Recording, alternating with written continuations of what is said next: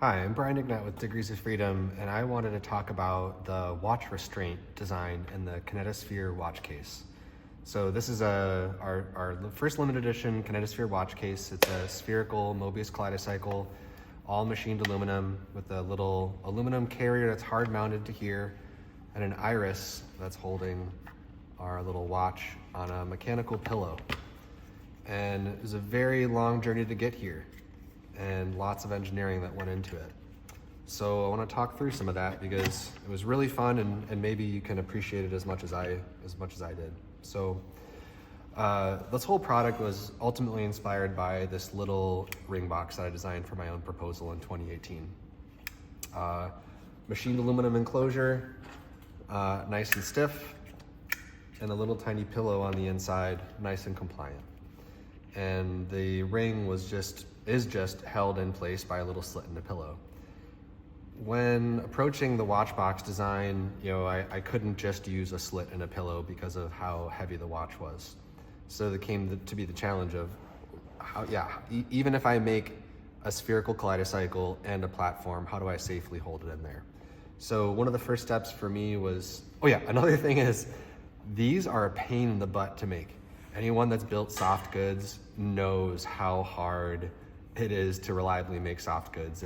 This looks pretty kind of sketchy from the back. The ones that we put in the production ones are better, but this ends up costing us as much as the enclosure, just because labor content, if you assume that people are paid well, is really expensive.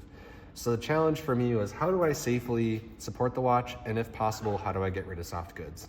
So the first step for me was, I'm gonna buy a bunch of watches and watch winders and watch cases and learn about how watches are normally supported. And some of the things that I found are like this. So a little pillow, you can clasp the band around it and slide it in. It's pretty secure. And kind of more variations on that theme. Again, kind of squishy, goes in. Another same theme. And then even when you get into higher end watch cases like Wolf, it's still the same thing. Maybe a little feature for taking it in and out of the case.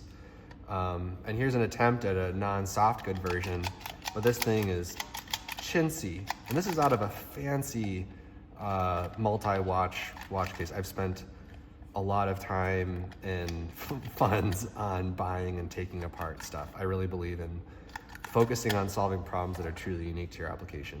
So the things that struck me about these were mechanical ones were like super unpleasant. Squishy ones are honestly hard to make. This is actually pretty beautiful for what it is, but still is kind of awkward to use. You have to kind of squeeze it down with both fingers to slide it in if you want to do something like this, and you can't do that. So I wanted something that wasn't a soft good, that didn't look and feel like this, and also that wasn't just crazy expensive. So as I was going through development of the watch case, the first embodiment that I was doing as I was working on the exterior case is I just wanted to put a watch inside of it. And so what I did is I took another watch case example, took these dimensions and copied it on the inside so that I could fit this inside of here. So theoretically, one size properly would work. The thing that I was concerned about is the idea of closing this and flipping it over and hearing like the tink as your sapphire crystal bounced off the inside of this. I didn't like, a lot of cases aren't, you're not going to be like whipping it around or flipping it over, and this is a sphere, so you're going to want to move it around in space. So I wanted something that had positive mechanical interference. So these have that with little tabs that click in, and they have this to detach it and pull it out. This kind of looked ugly to me because it kind of juts out right around the case. So I didn't want to do exactly this. I think the other thing, like what's nice about this though, is that the customer has really clear points of interaction, and honestly, it's just really hard to get stuck. So the other thing that concerned me was having it in there and have the customer get it stuck and say, hey, how do I get my fancy watch out of this thing? So it's kind of, you want it to be reliably set on the inside, but also be able to be taken out very effectively and very quickly when you need to. So there was a mechanism that I liked a lot that I'd seen online, which was a compliant iris. So the one that I had seen went all the way closed, but if you make it so it's partially open to start and you twist it, you can make it so that it might be able to hold on to an insert on the inside and then let go of it. So it's a nice clamping action that opens up. So first thing I did is I made a prototype that would go on, a little pocket and show that this movement worked. But then this does not really, this leaves a bit to be desired. So what I can do is then extrude these ridges up and make it so it's more stiff. I mean, this is a aluminum one or plastic one, so it's still pretty compliant, but certainly more stiff than that one. Also, I want it to be stiff, but not so stiff that you can't open it. So another challenge was you don't want to have crazy dexterity or strength to take this out. So what's an amount of torque that's acceptable for your wrist? It's going to be okay. So if you look at what's acceptable for, not quite like a jar, like the recurring opening of a jar of pickles or something like that, not the first one, but that recurring one would be acceptable torque. So doing finite element analysis, looking at applied torque and tweaking the thickness and height of the beams until that works. Also keeping in mind that there's some threshold thickness that you're able to do with machining that'll still work, so you can't just thin that out a whole lot. And this one, the problem still was that I could pull this right off. And it was important to me that in the design, there were as few visible screws as physically possible, because I really wanted the features to be the watch. So in my development process, let's see, Mark 6 is, in my development process, I have Mark prototypes, I guess inspired by Iron Man.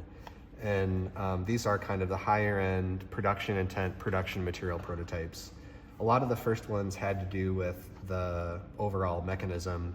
Mark 3 was the one where I only prototyped one part, which was the iris, because I wanted to validate the movement of it, how comfortable it was to move with the wrist. And I also prototyped the retention feature. And it's hard to see all the details, but the top iris is attached to the bottom iris is attached to the carrier.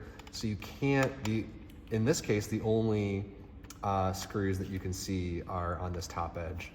But I didn't really like how this felt on my fingers when going around that. So then going through Mark 4 and 5, and then eventually to Mark 6, got through to, actually here, we'll do Mark 5.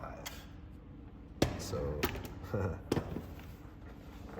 okay, Mark 5. This is Mark 5. So Mark 5 had an iris now where the edge curved over, felt better on my finger, opened and closed. One of the problems with this design is that, actually I think I addressed that problem. With this is that it could open too much and the pillow would fall in. So I even had to look at things like stroke limitation on this. Oh, one of the critical things with this is you can't see any screws on here. So moving the screws to the back. Also, this feature had a single screw which allowed these to rock back and forth, which did not look pretty. So the later iteration added 2 screws from the bottom, which helps reduce the amount of rocking where it actually stays off center, which is nice. So that basically, and then what's nice about this is no amount of like bashing or shaking will cause that iris to clock and release the pillow. So it's very, very securely in place. It's highly unlikely that you're gonna feel the insert fall out. So it's mechanically restrained, pretty straightforward to open and close, hard to do accidentally, and so that was covered. But now how to do the insert. So there's a mechanism that compliant mechanisms are super cool. One mechanism that I like a lot is a Ceres linkage. It's a single degree freedom linearly traveling linkage. So I thought that would be a fun thing to use for the pillow design on the inside. So with this design, it still rocks a little bit on the side, but with this now, when I pinch one side, it largely compresses down. So I can do, I don't have to use two hands to compress this as much to go in. Certainly in this direction, it's a lot more stiff. Originally, I had this as a straight up compliant mechanism. Technically, these have enough stiffness that it, again, did FEA, looked at the compression force for this, the strain of the material, that it was an acceptable number of newtons for compression, that it was low enough stress and strain on the nylon to have acceptable fatigue strength. But I was still really concerned about the lifetime of this, like especially if you kept it compressed with a watch on it, maybe even for years, if the nylon relaxes over time and it doesn't spring back. So what I did is I put springs through the center, and then I have the hinges being hinges, the springs being springs, and it's a single part. But even just making these alone wasn't simple, because different types of, I can't really do this reliably with FDM, because the quality is poor and you really have a hard time getting on the inside. So then I would sinter material, but all sintering isn't the same. So a lot of sintered material, they dye it to make it black. And if you leave this on a porous material, a white material for long enough, the dye leaches out. And there aren't many places that sinter natively black nylon. So even just that, even finding the right material to properly hold the watch was really important.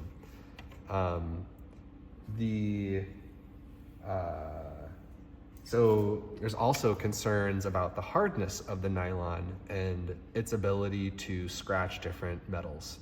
So I looked at doing vapor polished nylon to reduce the likelihood of scratching a solid gold case. Honestly, it like doubled the cost of the nylon pillows. The same material, but one is vapor polished, one is stock. So ultimately I left it like this. The pad is still Viton. So I also wanted to make, wanted it to have a nice surface to put the watch on.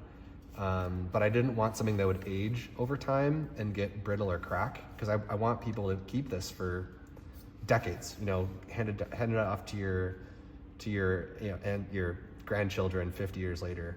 So I needed a material that would age extremely well, but also looked nice, had the branding on. I really liked this, but again, soft goods, getting it made, difficult. So there's a material called Viton. It's a fluoroelastomer, and very robust, is used in the space industry. And some of my other early prototypes, this is an insert that I used for another test, but this is silicone and it picks up dust really easily, which really bugged me. So Viton is just slippery enough, but just grippy enough and soft enough, and it will outlive us all because it's such an inert material. So that's what I used for the pad. An important part to me then was when I'm trying to marry this to the iris, a couple things. Some of the early prototypes could just spin on the inside of this. And I didn't like that. Even though it's not really physically a problem, I wanted it to always be lined up with some plane. So I put little detents on the edge and little pockets on the inside of here. But it wasn't just that simple, because initially I wanted to add beveling on the inside of these that would help it click into place. What was happening though is that even when an operator put the piece in, this one might, oh yeah. So if one of the first things the user does is grab it and try to twist it, they could pop it out because of those bevels, and then they would try to grab it. So, to mitigate that, the notches had to be square. If they were too wide, the edges naturally became beveled on here. That would make it pop it open, so they had to be narrow and deep. and that would at least make it so that I couldn't clock them out, and the user was actually had to go through the iris to release the insert. There were some other things that I was concerned about, was false feedback for the user. So when they're putting the insert in, it's basically like reliably secure when it's in, and also difficult to think that it's secure when it's actually not. So what's an important feature here is that this ridge is actually slightly higher than this ridge. So even if you get it in and you don't positively engage it on those the little latches, it still can't be pulled out. And then when you put it in the right position, it clicks into place. Other challenges, like the top edge of this is rounded, unlike the bottom side, so that as much as possible, it's easy just to like slap this thing in like a clip. And yeah, little things like there are these little bumps on the inside that are for the links swinging in, but create enough clearance for this. And yeah, it's been such a long journey for all the different elements of this to get the user experience just right. Silly things like trying to make it not look too much like a bat symbol. I don't want it to be accidentally Batman themed. So having the pillow in this design helps reduce the likelihood of it looking too much like that. Originally, this is a two-piece design because I thought it might look nice to have this have a different color than that, but then I had a screw on the inside, which is a pain in the butt to add.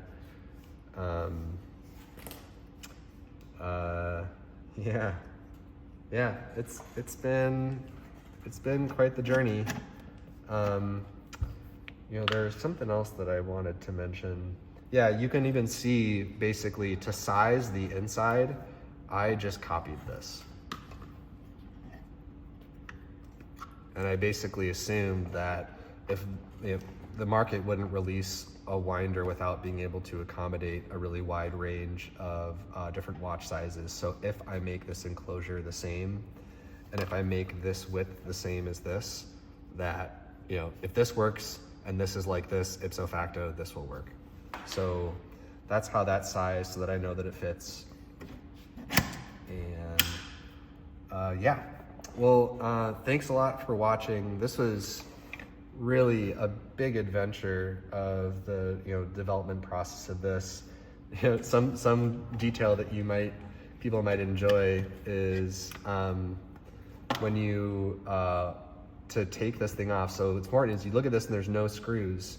So the only way you can take the iris off is if you move it just a few degrees, and then you can get access to the iris retention screws off the top. Because this thing is basically fastened like up, down, and even getting the fact that that's a silent movement, which means there's no drag. There are Teflon bushings on the inside of it that make sure that feels good. Getting inert materials, like sintered materials instead of FDM or something like that, so that I can make sure that the material will last a long time and isn't going to age.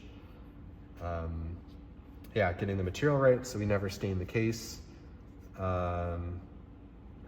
Even it took so long just to figure out the process for laser engraving Viton, so that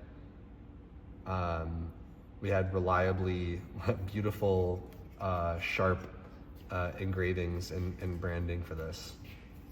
So I think I'm missing one thing that I wanted to mention, but I don't want to waste too much time just sitting here thinking about it.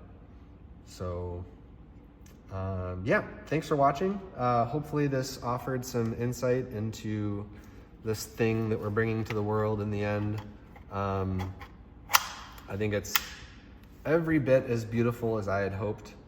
So yeah, thanks a lot for watching, and take care. Bye-bye.